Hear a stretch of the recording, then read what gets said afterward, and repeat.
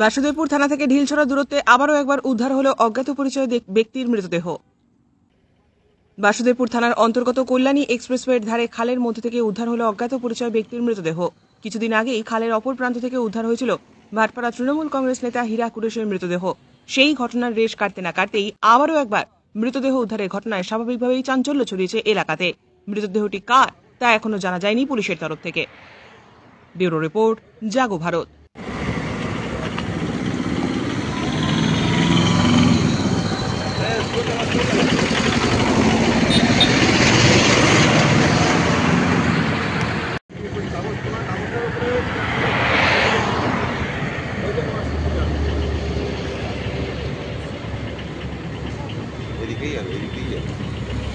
একটা মৃতদেহ পাওয়া গেছে, আমরা এটা তুলে মৃতদেহটি পোস্টমর্টমে এখন এই মুহূর্তে হসপিটালে পাঠালাম। তারপরে হচ্ছে মৃতদেহ ময়না তদন্ত আমরা করে বুঝবো যে কি কারণে হচ্ছে এখানে পাওয়া গেল, সেগুলো সমস্ত কিছু তদন্ত করে দেখব।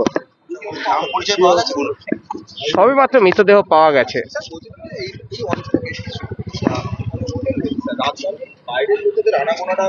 আমরা সমস্ত কিছু খতিয়ে দেখছি।